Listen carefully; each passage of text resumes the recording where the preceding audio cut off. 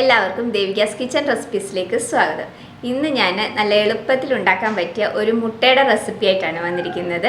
Egg malai കറിയാണ് ഇത്. അപ്പത്തിൻ്റെയും ചപ്പാത്തിയുടെയും നാനിൻ്റെയും എല്ലാം കൂട്ടത്തിൽ നല്ല ഒരു കോമ്പിനേഷനാണ്. ഉണ്ടാക്കുവാനും നല്ല ഈസിയാണ്. അപ്പോൾ നമുക്ക് എങ്ങനെയാണ് എഗ് മലായി കറി ഉണ്ടാക്കുന്നതെന്ന് നോക്കാം. അപ്പോൾ നമുക്ക് എഗ് മലായി കറി ഉണ്ടാക്കാം. അതിന് വേണ്ടിയിട്ട് ഞാനിവിടെ 2 മീഡിയം സൈസിലുള്ള സവാള ഇതുപോലെ ക്യൂബ്സായിട്ടൊന്ന് കട്ട് ചെയ്ത് വെച്ചിട്ടുണ്ട്. അപ്പം ഇത് കുറച്ച് വലിപ്പത്തിലാണ് ഞാൻ മുറിച്ചെടുത്തിരിക്കുന്നത്. ഇത് നമുക്ക് അരച്ചെടുക്കേണ്ടതാണ്, അതുകൊണ്ടാണ് കുറച്ച് വലിപ്പത്തിൽ കട്ട് ചെയ്തെടുത്തിരിക്കുന്നത്. പിന്നെ ഞാനിവിടെ വെളുത്തുള്ളി എടുത്തിട്ടുണ്ട്. 3 കഷ്ണം വെളുത്തുള്ളിയാണ് എടുത്തിരിക്കുന്നത്. ചെറിയൊരു കഷ്ണം ഇഞ്ചി എടുത്തിട്ടുണ്ട്. 2 പച്ചമുളകും എടുത്തിട്ടുണ്ട്. അപ്പോൾ ഇത് അധികം എരിവുള്ള ഒരു കറിയല്ല, അതുകൊണ്ടാണ് ഞാൻ 2 പച്ചമുളക് എടുത്തത്. കുറച്ച് എരിവ് കുറവുള്ള ഒരു കറിയാണിത്. അപ്പോൾ ഇത് നമുക്ക് നന്നായിട്ട് മിക്സിയുടെ ജാറിലിട്ടൊന്ന് അരച്ചെടുക്കണം. ഇത് വഴറ്റിയതിന് ശേഷമൊന്നുമല്ല, ഇതുപോലെ പച്ചയ്ക്ക് തന്നെയാണ് നമ്മളിത് അരച്ചെടുക്കുന്നത്. നല്ല പേസ്റ്റ് പോലെ ഒന്ന് അരച്ചെടുത്ത് കൊണ്ടുവരാം. അപ്പോൾ ഇതാ ഞാനിത് നന്നായിട്ടൊന്ന് അരച്ചെടുത്ത് കൊണ്ടുവന്നിട്ടുണ്ട്. അപ്പോൾ ഇനി നമുക്കിത് കറി ഉണ്ടാക്കാം. അതിന് വേണ്ടിയിട്ടൊരു പാൻ ചൂടാവാൻ വെച്ചിട്ടുണ്ട്. പാൻ ഒന്ന് ചൂടായി കഴിയുമ്പോൾ നമുക്കതിലേക്ക് ഓയിൽ ഒഴിച്ചു കൊടുക്കാം. 1 ടേബിൾ സ്പൂൺ ഓയിൽ ഒഴിച്ചു കൊടുത്തിട്ടുണ്ട്. ഇനി നമ്മൾ അരച്ച് വെച്ചിരിക്കുന്ന ഈ മിക്സ് ഇതിലേക്ക് ചേർത്ത് കൊടുക്കാം.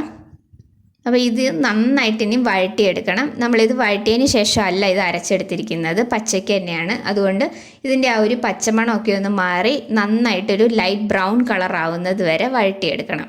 അപ്പോൾ ഇത് വഴറ്റിയെടുക്കുന്നതിലാണ് ഈ കറിയുടെ ടേസ്റ്റ്. അതുകൊണ്ട് ഒരു ലൈറ്റ് ബ്രൗൺ കളർ ആവുന്നത് വരെ നന്നായിട്ട് ഇത് വഴറ്റിയെടുക്കണം. ഇത് വഴറ്റിയെടുക്കാൻ വേണ്ടിയിട്ട് മാത്രമേ കുറച്ച് സമയം എടുക്കത്തുള്ളൂ. ബാക്കി എളുപ്പത്തിൽ ഉണ്ടാക്കാൻ പറ്റിയൊരു കറിയാണിത്. അപ്പോൾ ഇനി നമുക്കിതിലേക്ക് കുറച്ച് ഉപ്പും കൂടെ ചേർത്ത് കൊടുക്കാം. അപ്പോൾ ആവശ്യത്തിനുള്ള ഉപ്പും കൂടി ഇട്ട് കൊടുത്തിട്ട് നന്നായിട്ടൊന്ന് വഴറ്റിയെടുക്കാം. ഇപ്പോൾ ഈ ഉള്ളിയിലുള്ള ആ ഒരു വെള്ളമൊക്കെ ഒന്ന് വറ്റി വന്നിട്ടുണ്ട്. പക്ഷേ ഇത് കുറച്ചും കൂടെ നമുക്കൊന്ന് വഴറ്റിയെടുക്കണം. അപ്പോൾ ദാ ഈ ഒരു പരുവത്തിലാണ് നമുക്കിത് വഴറ്റിയെടുക്കേണ്ടത്. ഇതുപോലെ നന്നായിട്ട് കളറ് ചേഞ്ച് ആയി വരണം. അപ്പോൾ ഇത് ഇത്രയും വരെ നന്നായിട്ട് ഇത് വഴറ്റിയെടുക്കണം. അപ്പോൾ ഇനി നമുക്കിതിലേക്ക് പൊടികളൊക്കെ ചേർത്ത് കൊടുക്കാം. 1 ടീസ്പൂൺ മല്ലിപ്പൊടി, 1 ടീസ്പൂൺ ജീരകപ്പൊടി, 1/2 ടീസ്പൂൺ കുരുമുളക് പൊടി, 1 ടീസ്പൂൺ ഗരം മസാലപ്പൊടി. ഇത്രയും പൊടികളും കൂടെ ചേർത്ത് കൊടുത്ത് ആ പൊടികളുടെ പച്ചമണം ഒന്ന് മാറുന്നത് വരെ നന്നായിട്ട് വഴറ്റിയെടുക്കാം. ഫ്ലെയിം നന്നായിട്ട് കുറച്ച് വെച്ചതിന് ശേഷം വേണം വഴറ്റിയെടുക്കാനായിട്ട്. ഇപ്പോൾ ആ പൊടികളുടെ ആ ഒരു പച്ചമണമൊക്കെ ഒന്ന് മാറിയിട്ടുണ്ട്. ഇനി നമുക്കിതിലേക്ക് പാല് ചേർത്ത് കൊടുക്കാം. അപ്പോൾ 250 ml കപ്പിന് 1 കപ്പ് പാലാണ് ചേർത്ത് കൊടുക്കുന്നത്. ഇത് പശുവിൻ പാലാണ്. അപ്പോൾ ഇനി നമുക്കിത് ഈ കട്ടകളൊക്കെ നന്നായിട്ടൊന്ന് ഉടച്ച് നന്നായിട്ടൊന്ന് മിക്സ് ചെയ്തതിന് ശേഷം വേണമെങ്കിൽ കുറച്ചും കൂടെ പാല് ചേർത്ത് കൊടുത്താൽ മതി. അപ്പോൾ ഇനി ഞാനിതിലേക്ക് കുറച്ചുകൂടെ പാല് ചേർക്കുന്നുണ്ട്. 1/2 കപ്പ് പാലും കൂടെ ചേർത്ത് കൊടുക്കുകയാണ്. അപ്പോൾ മൊത്തത്തിൽ 1.5 കപ്പ് പാലാണ് ഇതിലേക്ക് ചേർത്ത് കൊടുത്തിരിക്കുന്നത്. അപ്പോൾ ഇത് നന്നായിട്ടെല്ലാം ഒന്ന് മിക്സ് ചെയ്തതിന് ശേഷം നമുക്കിതൊരു 2-3 മിനിറ്റ് ഒന്ന് അടച്ച് വെച്ച് നന്നായിട്ട് ഇതൊന്ന് തിളച്ച് വരാനായിട്ട് വയ്ക്കാം. നന്നായിട്ട് ഇത് തിളച്ച് വന്നതിന് ശേഷം നമുക്കിതിലേക്ക് മുട്ട ചേർത്ത് കൊടുക്കാം. അപ്പോൾ ഇനി ഇത് അടച്ച് വയ്ക്കാം. ഇപ്പോൾ ഒരു 3 മിനിറ്റ് കഴിഞ്ഞിട്ടുണ്ട്. നമ്മളുടെ ഗ്രേവിയൊക്കെ നന്നായിട്ടൊന്ന് തിളച്ച് വന്നിട്ടുണ്ട്. അപ്പോൾ ഇനി നമുക്കിതിലേക്ക് മുട്ട കൂടെ ചേർത്ത് കൊടുക്കാം. അപ്പോൾ ഞാനിവിടെ 3 മുട്ടയാണ് പുഴുങ്ങി ഇതുപോലെ 2ആയിട്ടൊന്ന് മുറിച്ചെടുത്ത് വെച്ചിരിക്കുന്നത്. അപ്പോൾ ഇനി ഈ മുട്ട നമുക്ക് ഗ്രേവിയിലേക്ക് ചേർത്ത് കൊടുക്കാം.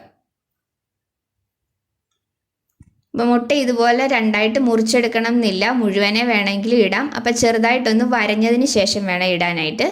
ഇനി നമുക്ക് ഈ ഗ്രേവി ഇതുപോലെ ഈ മുട്ടയിലേക്കെല്ലാം ഒന്ന് കവർ ചെയ്ത് വെക്കാം. ആ ഗ്രേവിയുടെ ആ ഒരു ഫ്ലേവറൊക്കെ മുട്ടയിലേക്കും കൂടെ ഒന്ന് ഇറങ്ങാനായിട്ടാണ്. അപ്പോൾ ഇനി ഇത് നമുക്ക് അടച്ച് വെച്ച് ഒരു 5 മിനിറ്റ് ഒന്ന് കുക്ക് ചെയ്യാം. അതിൻ്റെ ആ ഒരു ഫ്ലേവറൊക്കെ മുട്ടയിലേക്കും കൂടെ ഒന്ന് ഇറങ്ങട്ടെ.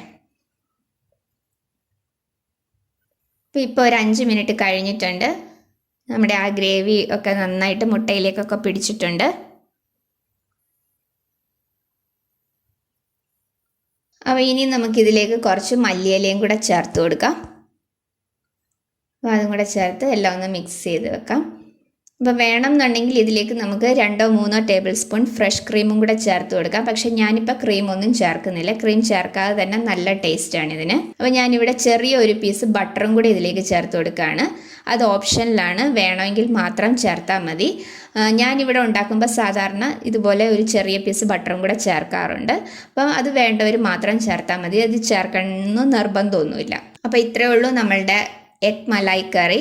അപ്പോൾ ഫ്രഷ് ക്രീം ഒന്നും ചേർക്കാതെ തന്നെ നല്ല ടേസ്റ്റി ആയിട്ടുള്ള ഒരു കറിയാണിത്. അപ്പോൾ ഫ്രഷ് ക്രീം വേണം എന്നുള്ളവർക്ക് അതും കൂടെ ചേർത്ത് കൊടുക്കാം. അപ്പോൾ എളുപ്പത്തിൽ ഉണ്ടാക്കാൻ പറ്റിയ ഒരു കറിയാണ്. ഉള്ളിയുടെ ആ മിക്സ് നന്നായിട്ടൊന്ന് വഴറ്റിയെടുക്കണം, അത് മാത്രം ഒന്ന് ശ്രദ്ധിച്ചാൽ മതി. ബാക്കി എളുപ്പത്തിൽ ഉണ്ടാക്കാൻ പറ്റിയ ഒരു കറിയാണ്, നല്ല ടേസ്റ്റി ആയിട്ടുള്ള കറിയാണ്. അധികം എരിവൊന്നും ഇല്ലാത്ത കറി ആയതുകൊണ്ട് കുട്ടികൾക്ക് ഒരുപാട് ഇഷ്ടപ്പെടും. ഇത് അപ്പത്തിൻ്റെ, ചപ്പാത്തിയുടെ, നാനിൻ്റെ എല്ലാം കൂട്ടത്തിൽ നല്ലൊരു കോമ്പിനേഷനാണ്. അപ്പോൾ എല്ലാവരും ഇതൊന്ന് ട്രൈ ചെയ്ത് നോക്കണം. ട്രൈ ചെയ്തിട്ട് നിങ്ങളുടെ അഭിപ്രായം എനിക്ക് കമൻസിലൂടെ അറിയിക്കണം. അപ്പോൾ വീഡിയോ ഇഷ്ടമായിട്ടുണ്ടെങ്കിൽ ലൈക്ക് ചെയ്യാനും ഷെയർ ചെയ്യാനും സബ്സ്ക്രൈബ് ചെയ്യാനും മറക്കരുത്. അടുത്ത വീഡിയോയിൽ വേറൊരു നല്ല റെസിപ്പി ആയിട്ട് കാണാം. താങ്ക്